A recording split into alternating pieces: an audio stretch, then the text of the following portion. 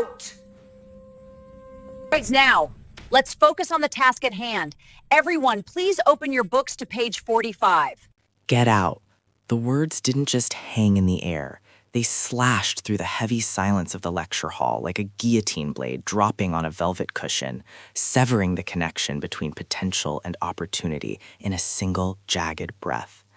Mr. Sterling, a substitute teacher whose tweed jacket smelled of stale pipe tobacco and the arrogance of unearned tenure, pointed a trembling chalk-dusted finger toward the heavy oak door.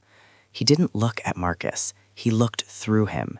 It was that specific kind of dismissal that doesn't just reject a person's presence, but denies their very existence. A gaze that reduced a brilliant young mind to nothing more than a disruption in the seating chart. "I said get out," Sterling repeated, his voice rising an octave, vibrating with a thinly veiled disdain that everyone in the room recognized but no one dared to name. Marcus, sitting in the front row where he always sat, where he had earned his place through sleepless nights and equations that danced behind his eyelids, didn't flinch. He didn't jump. He simply adjusted the sleeves of his navy hoodie, the fabric worn soft at the wrists from hours of friction against library desks. The silence in the room was deafening, a vacuum sucking the oxygen out of the lungs of 30 other students who watched with wide, terrified eyes. They knew the truth. They knew who really ran this class. But fear is a powerful gag, and Sterling held the gradebook like a weapon. Marcus looked up, his expression a mask of calm focus, the kind of stillness that unnerves men who are used to provoking a reaction. "May I ask why, sir?" Marcus asked, his voice steady, a rich baritone that carried to the back of the room without shouting. "Because you are a distraction," Sterling spat back, turning his back to the class to aggressively wipe the blackboard, erasing the complex theorem that had been halfway completed. "And I don't tolerate disruptions from the gallery. This is advanced theoretical physics, not a remedial study hall. If you want to sit there in that hoodie and glare, you can do it in the hallway. Out." The disrespect was palpable. It tasted like copper in the air. Sterling didn't know the first thing about the young man he was evicting. He saw the hoodie. He saw the skin. And he made a calculation that was mathematically impossible, that intelligence could not reside in this vessel. Marcus stands up slowly, the sound of his chair scraping against the linoleum echoing like a thunderclap. Marcus moved with a deliberate slowness, a quiet rebellion against the frantic energy Sterling was trying to inject into the room. He closed his notebook, the leather cover soft under his fingertips, a notebook filled not just with notes, but with corrections to the textbook, with margin scribbles that solved problems the department ed hadn't cracked in a decade. Every zip of his backpack was a syllable in a sentence he wasn't allowed to speak. The other students stared at their desks, studying the grain of the wood as if the secrets of the universe were hidden in the varnish. They were complicit in their silence, and they knew it. Shame is a heavy coat to wear, especially when it's hot in the room. Sterling was already writing on the board, the chalk screeching like a dying bird, creating a wall of white noise to drown out the dignity of the student he had just wronged. Marcus slung his bag over one shoulder. He didn't storm out. He didn't slam the door. He didn't give Sterling the satisfaction of the angry black man narrative that was clearly playing on a loop in the substitute's head. Instead, Marcus paused at the threshold. He looked back at the board, his eyes narrowing slightly as he scanned the equation Sterling was frantically constructing. A ghost of a smile touched Marcus's lips, not of joy, but of pity, a tragic, knowing pity. He saw the flaw immediately. It was glaring, a structural failure in the logic that would bring the entire lesson crashing down within 20 minutes. But he said nothing. Not yet. Justice isn't always a shout. Sometimes it's waiting for the inevitable collapse. He stepped out into the hallway, the heavy door clicking shut behind him, sealing the tomb. Inside, the air felt thinner. Outside, Marcus took a deep breath, the hum of the fluorescent lights buzzing like a swarm of angry hornets. He wasn't angry. No, anger is burning fuel. Marcus was cold, ice cold. He knew something Mr. Sterling didn't. He knew that the lesson plan wasn't on the paper on the desk. The lesson plan was him. And without the architect, the building was destined to fall. Inside the room, Sterling drops the chalk, and it shatters on the floor. The hallway was a purgatory of polished tile and institutional beige, a stark contrast to the intellectual fire that usually burned inside room 304. Marcus leaned against the cool metal of the lockers, the chill seeping through his hoodie, grounding him. He could hear the muffled drone of Sterling's voice through the wall, a confident baritone pontificating on vector fields and thermodynamic equilibrium. It was the sound of a man in love with his own voice, unaware that he was singing off-key. Marcus closed his eyes, visualizing the chalkboard inside. He could see the variables dancing in his mind, the intricate ballet of numbers that governed the physical world. Physics was his sanctuary. It was the one place where prejudice couldn't exist, because gravity doesn't care about your zip code, and momentum doesn't check your background. Numbers don't lie. People do. He thought about the late nights he spent in that very classroom, often alone, working as the unofficial teaching assistant for Professor Holloway, who was currently out on medical leave. Holloway knew. Holloway understood that Marcus wasn't just a student, he was a prodigy, a ghost in plain sight, who absorbed complex theories like a sponge absorbs water. But Sterling was a relic, a substitute brought in from the cold, carrying baggage from an era where students like Marcus were expected to be seen and not heard, or better yet, not seen at all. Standing there in the hallway, Marcus felt the weight of history pressing down on him. It wasn't just about being kicked out of a class. It was about the constant, exhausting friction of having to prove your right to occupy space. Ghetto trash. The unsaid words hung in the ether. He knew what Sterling saw when he looked at the navy hoodie. He saw a threat. He saw a statistic. He didn't see the future of the department. Marcus checked his watch. 10 minutes had passed. Based on the error he saw on the board before he left, the confusion should be setting in right about now. The sound of a collective murmur rises from behind the closed door. Inside room 304, the atmosphere had shifted from fear to confusion. The air was thick, suffocating. Mr. Sterling stood before the blackboard, the chalk now slippery in his sweating palm. He had started with such bluster, such undeniable confidence, launching into the derivation of the Navier-Stokes equations with the swagger of a captain steering a ship. But now the ship was taking on water. He stared at the third line of his proof. Something was wrong. The numbers weren't balancing. The left side of the equation refused to shake hands with the right. He wiped his forehead with the back of his hand, leaving a smear of white chalk dust across his brow like a mark of Cain. "As you can see," Sterling stammered, his voice losing its boom, "the variable cancels out here and, well, obviously..." He trailed off, frantically scanning the textbook open on the desk. But the textbook was a reference, not a script. It didn't have the intermediate steps. Those steps required an intuitive understanding of the material, the kind of understanding that doesn't come from a quick review of the syllabus 5 minutes before the bell rings. The students exchanged glances. Sarah, a bright girl in the second row, raised her hand tentatively. "Sir, that doesn't look right. Shouldn't the velocity vector be squared?" Sterling snapped his head around, his eyes wild. "Put your hand down. I know what I'm doing. This is advanced material. Perhaps it's going over your head." He tried to bluff. He tried to bully the math into submission. But math is stubborn.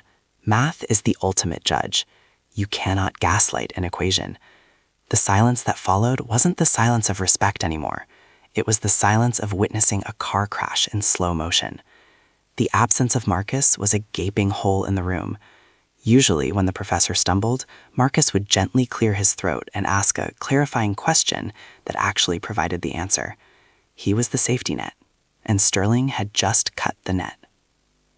The whispers started low, like the buzzing of cicadas before a storm. "He doesn't know what he's doing," someone whispered. "Where's Marcus?" "Marcus would know," another muttered. The name rippled through the rows. Marcus. The guy in the navy hoodie. The guy who was currently leaning against the lockers in the hallway while the lesson plan disintegrated into chaos. Sterling heard the murmurs, and they sounded like daggers. His authority was evaporating with every second that ticked by on the analog clock above the door.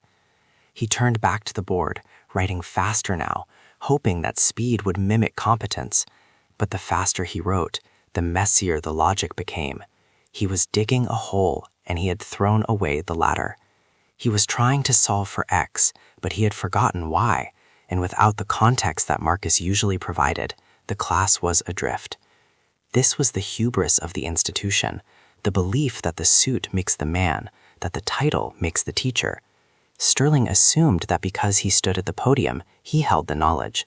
But knowledge is not a hierarchy, it is a current, and the current had been severed.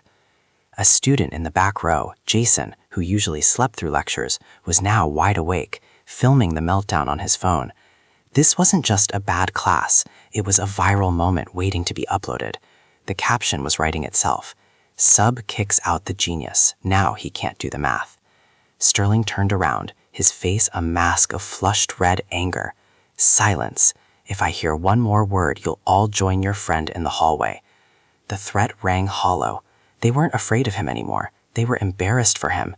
And deep down, Sterling was terrified. He was realizing that the disruption he had removed was actually the load-bearing pillar of the entire course. A student stands up. It's Sarah. Sarah stood up. Her chair didn't scrape. She rose with the fluid grace of someone who has had enough. "It's wrong," she said, her voice cutting through Sterling's rambling explanation. "The whole premise. You missed the boundary condition on the first line. The entire derivation is invalid." Sterling froze. His chalk hovered inches from the slate. "Sit down, young lady. Who do you think—" "I think you need help," she interrupted, her voice shaking slightly but holding firm. "And the only person who can fix this mess is the person you just kicked out."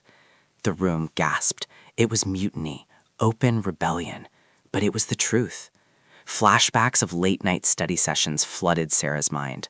Marcus sitting at the library table, patient, kind, explaining these exact concepts with a clarity that made the complex seem simple. He never made them feel small. He lifted them up. He was a teacher in everything but title, wearing that simple navy hoodie like a robe of office. "Marcus wrote the study guide we're all using," another student chimed in. "Professor Holloway lets him teach the Friday recitations." The revelations hit Sterling like physical blows. The narrative he had constructed, the one where he was the savior and Marcus was the thug, was crumbling. He looked at the board, really looked at it, and saw the jagged mess of nonsense he had created. He was a fraud, and the ghost of the boy he dismissed was haunting him in plain sight. I am the instructor here," Sterling shouted, but his voice cracked. It was the last gasp of a dying ego. "Then instruct us," Sarah challenged. "Solve it. Show us how it works without the missing variable." Sterling stared at the board, the numbers blurred. He couldn't.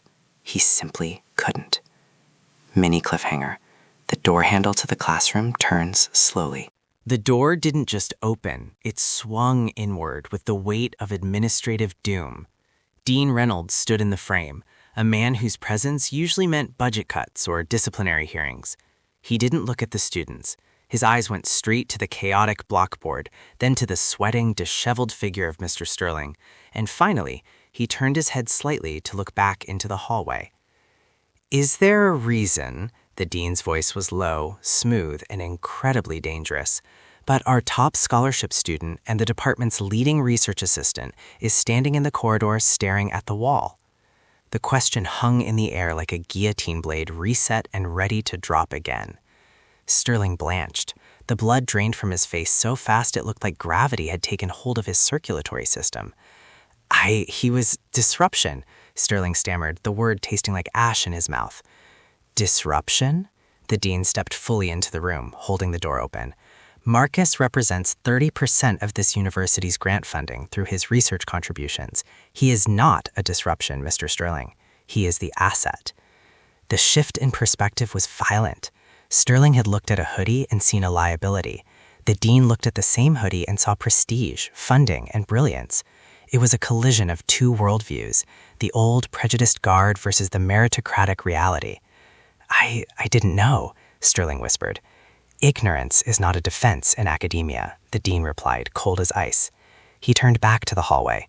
"Marcus, would you please join us?" Mini cliffhanger. Marcus steps into the frame from the hallway. Marcus re-entered the room. He didn't strut. He didn't smirk. He walked with the same quiet dignity he had left with, but the energy in the room had inverted. 10 minutes ago, he was an outcast. Now he was the prodigal son returning to a house that had burned down in his absence. The only sound was the soft thud of his sneakers on the floor. He walked past the rows of students who were now looking at him not with pity, but with relief. He was the captain returning to the bridge. He stopped in front of the dean, nodding respectfully, then turned his gaze to Mr. Sterling. Sterling couldn't meet his eyes. The substitute was shrinking, physically seeming to occupy less space, crushed by the weight of his own prejudice. Marcus didn't say a word to the man. He didn't need to. The humiliation was total. Marcus turned his attention to the board. He looked at the disastrous equation, the jagged scribbles, the dead ends. He sighed, a soft sound that echoed loudly in the silent room. It was the sigh of a master craftsman looking at a broken tool. He reached out, not for the dean, not for his seat, but for the eraser. He picked it up. The dust flew as he wiped away Sterling's panic. Stroke by stroke, he cleaned the slate. He was erasing the ignorance. He was erasing the bias. He was resetting the world to zero so that the truth could be written. Marcus picks up a fresh piece of chalk. The sound of the chalk was rhythmic, percussive, a drumbeat of logic. Tap, scratch, tap. Marcus didn't hesitate. He didn't check a textbook. The math flowed from him like a native language, fluent and poetic. He started from the beginning, correcting the boundary conditions Sarah had pointed out, but going further. He wove the variables together, creating a tapestry of proof that was elegant, concise, and undeniable. His handwriting was neat, sharp, architectural. He was building a cathedral of reason in the middle of a ruin. The class watched, mesmerized.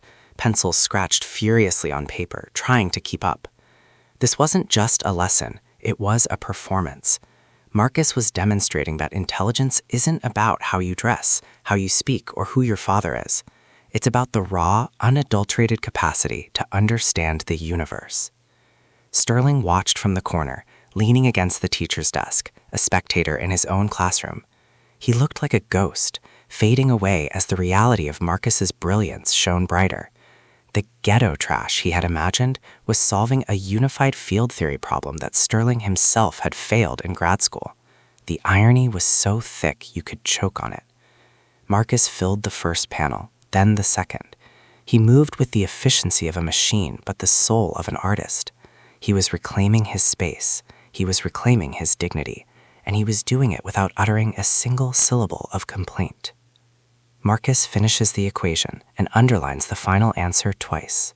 The final underline was a slash of finality. Marcus turned around, chalk dust dusting his navy hoodie, looking like stardust. He faced the class, he faced the dean, and finally, he faced Sterling. The lesson plan didn't collapse because of a disruption, Marcus said, his voice calm, echoing the stillness of the room. It collapsed because you tried to build a foundation on a fallacy. He looked directly at Sterling. You assumed that because I don't look like you, I couldn't think like you.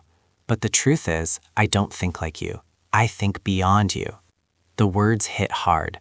They weren't an insult. They were an observation, a statement of fact. Numbers don't lie, son. People do. The old saying echoed in everyone's mind. Sterling opened his mouth to speak, to defend himself, to salvage some shred of his authority, but nothing came out. There was nothing left to say. The evidence was on the wall behind Marcus, white on black, irrefutable. The dean stepped forward. Mr. Sterling, I think your services will no longer be required. Please collect your things. The dismissal was swift, brutal, and just. It was the institutional machinery finally turning its gears in the right direction. Sterling nodded, a broken man. He gathered his briefcase, his hands shaking, avoiding the eyes of the students he had tried to intimidate. He walked to the door, passing Marcus. For a split second, they were side by side, the past and the future, the prejudice and the promise. And then, the past walked out the door. The door closes behind Sterling. The door clicked shut, sealing Sterling's fate. The room exhaled. It was as if a heavy fog had been lifted. The dean looked at Marcus, a look of respect that transcended the student administrative hierarchy. Professor Holloway left notes that you were to lead the review today anyway, the dean said, a small smile playing on his lips. I apologize for the interruption. Marcus nodded. Apology accepted, Dean. The dean turned to leave, pausing at the door. "Carry on, Marcus." And then he was gone. Marcus stood alone at the front of the room. He wasn't the substitute. He wasn't the teaching assistant. In that moment, he was the master. He looked at his classmates. They weren't looking at him as a victim anymore. They were looking at him as a leader. Sarah started it. One clap. Then Jason. Then the whole room. It wasn't a polite golf clap. It was a roar of validation. It was the sound of justice being served, not by a gavel, but by a collective recognition of worth. Marcus raised a hand, silencing them. He wasn't there for the applause. He was there for the work. "All right," he said, his voice dropping back into that focused, serious tone. "We lost 20 minutes. Let's make them up. Open your books to page 394. We need to talk about quantum tunneling." He picked up the chalk again. The navy hoodie didn't look like casual wear anymore. It looked like a uniform, the uniform of the new guard. For the next hour, room 304 wasn't a classroom, it was a think tank. Marcus didn't just teach, he facilitated. He moved around the room, chalk in hand, asking questions, challenging assumptions, drawing the answers out of his peers rather than force-feeding them. He had a way of making the most complex physics concepts feel tangible, relatable. He used metaphors about basketball trajectories to explain projectile motion. He used music theory to explain wave interference. He brought his whole self to the lesson, his culture, his background, his brilliance. He didn't leave his identity at the door. He used it as a lens to see the world differently. And in doing so, he helped everyone else see it differently too. The ghetto trash label that Sterling had mentally slapped on him was incinerated by the heat of his intellect. This is what happens when you stop judging a book by its cover and start reading the pages. You find stories you never imagined. You find heroes in hoodies.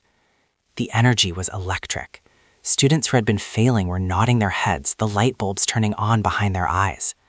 This was education in its purest form, a transfer of energy, a sparking of potential. Marcus wasn't just teaching them physics, he was teaching them resilience. He was showing them that no matter who tries to kick you out of the room, if you own the knowledge, you own the room. Mini cliffhanger. The bell rings. The bell rang, jarring everyone back to reality. Usually, the bell is a signal to flee. Today, nobody moved. They lingered, packing their bags slowly, wanting to stay in the orbit of what had just happened. They filed past the front desk, shaking Marcus's hand, offering fist bumps, murmuring thanks. "You saved us, man," Jason said, putting his phone away. "That video is going to blow up, by the way." Marcus just smiled, a humble, tired smile. He wasn't interested in internet fame. He was interested in the truth. Sarah stopped by last. "You know," she said quietly, "Sterling was right about one thing." Marcus raised an eyebrow. "Oh? Yeah, you were a distraction." She grinned. "You distracted us from his incompetence. You showed us what real teaching looks like."